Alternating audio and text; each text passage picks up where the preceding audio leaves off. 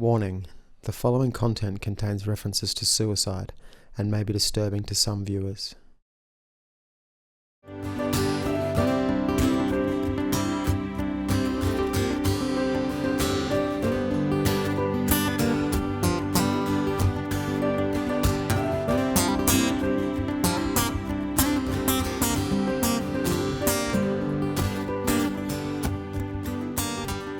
Serge, you have many hats, I suppose. You're a philosopher, an author, a presenter, but in the beginning you were a practitioner. Can you tell us a bit about how you started with working with people in the way you do today? I guess the way that this whole thing unfolded had to have a beginning. And that beginning had to have the premise of the intelligence that I present we innately come from, and that's the whole body in its entirety. So I've been teaching about whole body intelligence, or whole body mindedness as another term for it. And I guess in being reintroduced back into the work at the age of 34 and a half and 35, we had to start at the bottom, and the bottom is actually the top. So we started at me recognizing and reacquainting myself with the body and understanding the body. And it was there that I discovered that everybody is truly the same. Nobody is different, regardless of what they walk in with, regardless of their beliefs and their gender. Everybody's actually the same.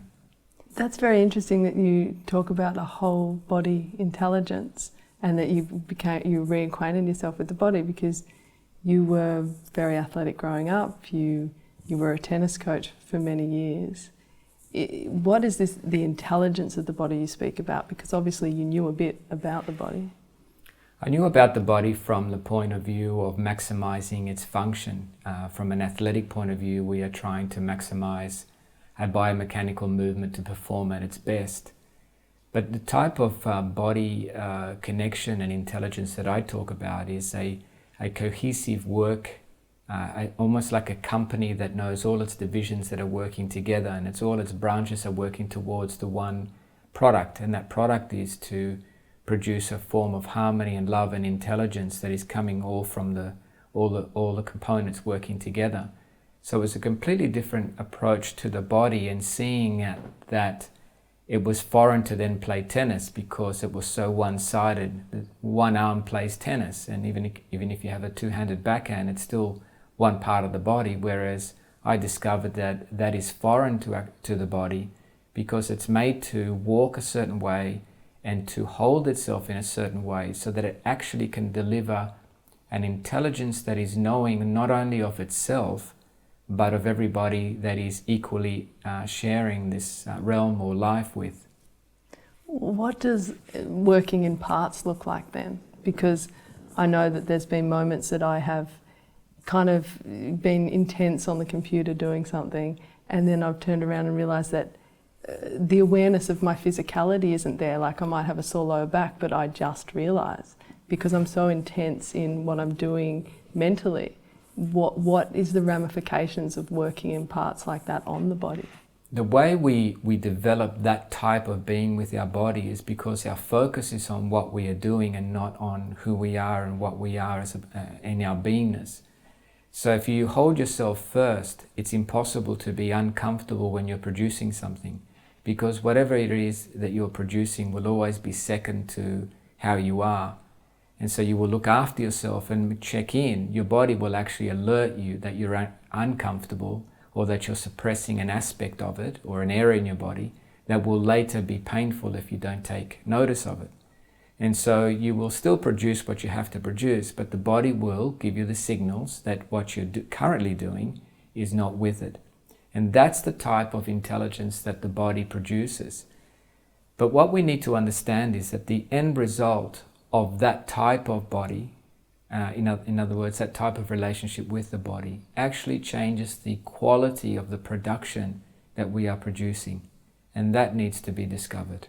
And the purpose of bringing the whole body into what you do is the fact that the whole body is responsive to everyone.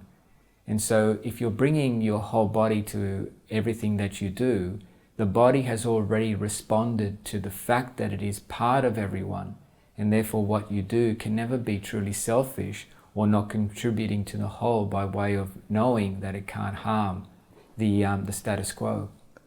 That's beautiful, because what you're essentially saying is if you're sensitive to your own physicality and your own wholeness, it's impossible not to bring that same sensitivity to the people that you interact with.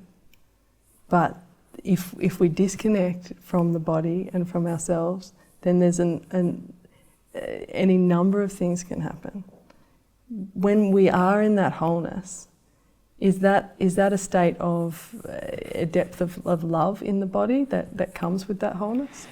Love we'll get to, but we need to understand is that in that whole body mindedness, or in that whole body connection, there is no selfishness. It's a very interesting leap away from what we think self-centeredness is. The more truly self-centered you become, as in you become whole-bodied in your way of feeling and thinking, the less of yourself you are, because you're more aware of the fact that you are sharing popularity, particles, space with everybody, as your body actually understands itself to be. So your body has an intelligence that understands that it's sharing life with 7 billion or 8 billion other people. So it can never be truly self-centered in the sense that it will do something for itself at the expense of everything or everybody else that it shares with. So before we get to understanding love, we need to understand that the body is a form of understanding itself to be part of the whole. Therefore, when we introduce the subject of love, we're going to be understanding something that it can never be between two people. It can be shared and expressed towards another by way of its directedness, but it can never be held or contained within two, because the body itself, which is love, and is the part that is containing the love, can never be contained or reduced to just two people. Wow, because when you think of a dynamic or an interaction between two people, it's like a two-way street. Whereas if you're looking at the wholeness of the body, then every angle, every dimension is connected to everything else. And so it does seem impossible that you would funnel that towards one. But we have in our culture the idea that there's your one true love, and that there's a one person that you love more than anybody else. Is that actually possible? What is that belief? First and foremost, monogamy is the way the body is naturally designed to express itself in certain areas that we as human beings express, which is sexually and by marriage, and to produce children and to be with one other to have children. Sorry, repeated myself. But also in gay relationships where there are two men and two women, that's also a natural extension of love that the human being can express towards another. But one of the aspects of the esoteric philosophy that we miss is the fact that if I love everybody and then choose to direct my love towards one other person, that one other person receives the love I have for everybody. And so too does everybody else receive the love that I have for one person, in the knowing that I'm holding everybody towards that same, at that same level of love. And that's what we need to get across, that single match made in heaven, my partner to be, my meant to be, my only partner, my one and only true love, is actually not quite true, because the body can't be contained to loving one other person only. We have the expression, of course, and the mannerisms of the marriage, we could say, on one-on-one, but the actual quality of love and expression is universal. So how do hurts get in the way then? Because I might trust my partner, but I might have a real problem with my neighbour, and there might be a dispute going on, there might be a lot of anger there. So how does that work? How much can I love if there's not love for everyone? Well, we're touching on medicine here, because we need to understand how the body actually works. For example, if you have an issue with your neighbour, and it's a great question that you're asking, it's almost impossible not to have that come into your marriage. But if you truly love your partner, and we are to assume the current form of intelligence that says you can only love one other and you're supposed to devote yourself to that one person for the rest of your life, why would you bring an issue that doesn't relate to that person into the marriage? So it's proof of the fact that if you have a problem with one other person, it's going to creep into the marriage. And we haven't sat down to consider that if we truly love another person, we would never allow something else to come in between the two of you. But the fact that it comes in between the two of you is because you are not holding others by that same quality of love. And so if you held them in the same quality of love, it's impossible for something to come in between you and the person you are choosing to direct that love with. When you say come in, I know that, so if I've had the experience of having a disharmonious interaction with someone and I feel my body actually change, so there's a hardening across my chest, there's a tenseness, and then I may not be angry at my partner, but that tense body comes into the bedroom, that tense body comes into my next interaction. So this is the way in which we bring the energetic reality that we're experiencing into the relationship. It may not be intentional, but my neighbour still is acting in ways that drive me crazy. What's my choice in that situation? Because it's not like everyone's love and wisdom around you. There's a reality that different people are going to treat you in different ways. But how is it that then I don't bring whatever that reality is into the relationship? Your body has the intelligence to understand that it has no right over any other body, but it understands that somebody else's body is also the same. In other words, it's equal love. But the character running the body may not be choosing to run that body with that same level of love. So what happens is the key is the science of relationship. So you can establish a relationship with your neighbor, in this example, that is actually harmonious and loving, even though he or she may not be able to express that back to you. While you hold a reaction, you are holding the body against its natural way of being, against its innate to hold that other body in equal love. What you can say is that person in that body is not expressing lovingly towards you, and therefore it hurts you or is disturbing, but you can hold your body in the knowing that they too are love, and that's important, and that changes everything. So it's bringing in understanding and remaining open physically, even though you feel that another person isn't expressing the love that they could be. Look, the body is intelligent, and where we are going with psychology, eventually, the development of psychology is to match the intelligence of the body.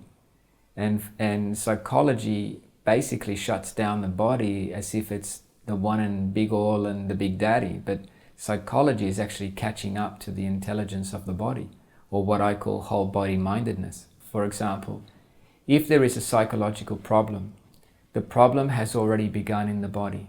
The shutdown of the body has long been there, well before somebody has what we call a mental health issue.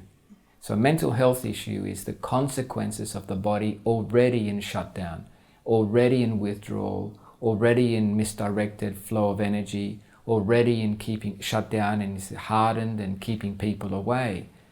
So the mind is only playing, or the brain of the mind is playing out already what the body has signaled it to play out. So when we start to bring psychological techniques to help people, they are fantastic and they work, but they're only working to manage the condition, not truly bring it around to a healing, which is to arrest the condition that is rooted in energy in the body in the first place. So psychology we're looking at is second phase. And to me it seems logical that if I have a reaction to something or someone in my life, the first place I feel that is in my body. My body changes shape, it changes configuration, I might brace myself. And if I hold on to that, then I'm moving in a way that is going to affect my mood, how I am, and eventually that becomes its second phase if it's a psychological issue. But how is it that we are not, on the whole as a society, making that connection between the body and what plays out mentally. Because is this a normal thing for people to feel to this extent what the reactions that they have? Or are we just not, bringing the two together? Your question is also probing of some bigger issues here. There's two, we can break up this into two components. The first one is, long before you have a mental health issue, you rightly, as you rightly say, you felt it in your body, you've got the reactions, you've got the feelings that confirm that something's not right. If you don't deal with it, it becomes an issue of ambulation. In other words, you start to walk, your gait takes on the reaction, and you start to then, what I call, magnify or compound the issue throughout your body. That then leads to the psychological issue that we then end up with. So the compounding effect ends up being the psychology, if we can call it that. So that's that first part. The second part is that, look, our education system is not producing love. It's not producing a person. It's not producing a person who is connected to who they truly are.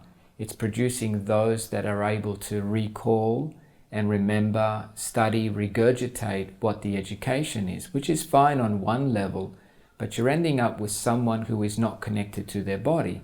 So if you have a psychologist who's not connected to their body, they're not going to look for a body issue in a mental health condition. It's almost like they're forbidden to see the answer, or the big white elephant that is sitting all around them and probably on their back, simply because they too have the same condition, only just better managed. So the best that they're doing, and I'm pro psychology in the sense that they do for now assist humanity, is that they're delivering a way that somebody can best manage their condition. However, they are forbidden from knowing what exactly is the problem, because they actually carry the root condition in their body equally to that which they have in their client. What you're basically saying applies across many industries, because if the intelligence that we have is based on recall and not a whole body mindedness, then there's not a fullness of intelligence that we're bringing to what we do. So if I can take us back, I remember attending a workshop with you many years ago, and one of the exercises that we did was simply walking out to our car, opening the door gently, getting in the car and being aware of how we put our hands on the wheel, and being aware of all these things that started to attune us to our physicality as a way of bringing our whole body intelligence to what we were doing. Is this the kind of retraining? Is this the kind of back to the drawing board stuff that we have to do to change the current state of what we view intelligence to be? Well, we need to understand that that was 2005 and 2006 at Ewingsdale Hall, and I could have presented that just on stage and allowed people to stay in their seats, and they would have understood it, and some may not have understood it, but I asked the whole crowd of about 80 to 100 people to go back to their cars and start again from the point of view of how they closed the car door, how they opened the car door, how they sat, entered the car, come out of the car, put their seatbelt on, and so forth. So when they came back in and sat down, you could feel in everybody's body, you could feel the change of quality in the room, simply because they all came in with a different form of intelligence already living in their body. It's not something they have to recall or think about, it's already embedded in their body. What we need to understand is that knowledge needs to be part of our living body, not something we can just recall. So I'm not a critic of the current form of intelligence. What I'm saying is that needs to be allocated its right proportion, so that we can understand that there's a whole new level of intelligence that we are not tapping into. And that level of intelligence comes from our body living it and being allowed to communicate it, so that we can become better with each other. That's beautiful. And in a very practical example, if I come in and I've just done awesome in my exams at uni, and I'm the package, I've got the top marks, I'm, you know, intelligent as they come. But if I walk into my family home and I'm full of anger or anxiousness or any other things that are happening in my body, and I think that I'm delivering the full package of what it is to be, tick the box and be successful, but I'm also coming with all of that, then that's not a whole body intelligence. And that is going to affect my family. That is going to affect the other people around me. So this is the kind of thing that I can see you talking about, in that the way that we will then be with each other is going to be different when that awareness comes. So it's not that we don't do the degree, but it's that there has to be a bodily awareness in how we then use that knowledge. What you're saying is a great understanding of what we're talking about here in the topic that we're covering. So I don't need to answer any questions because you're not asking, but you're actually sharing with me this from the same level of intelligence. So I can sum up what you're saying, Rebecca, and say simply this: intelligence has never stopped anybody from suicide. Love has. So if a person has true love in their body, they will never suicide. All the intelligence in this world will not stop you from suiciding. If your body is carrying the tension it cannot escape from. And we have proof of that statement, and it's been my teaching for a lot of years, as you know, but we have proof of that statement in the sense that in 2014 or 2013, a doctor suicided every single day. Now, a doctor is a person who has achieved through their might of intelligence what they have achieved. So that's a highly intelligent member of our society who cannot find intelligence that suicide is not the answer. And for them, if that's the answer, that's the end of their tether, that's the end of their point of thinking, whereas love would never let or never allow such a thing to occur. So there's the proof in the pudding. We don't need a scientific research. It's anecdotal evidence that is there, and love is the truest and highest form of intelligence.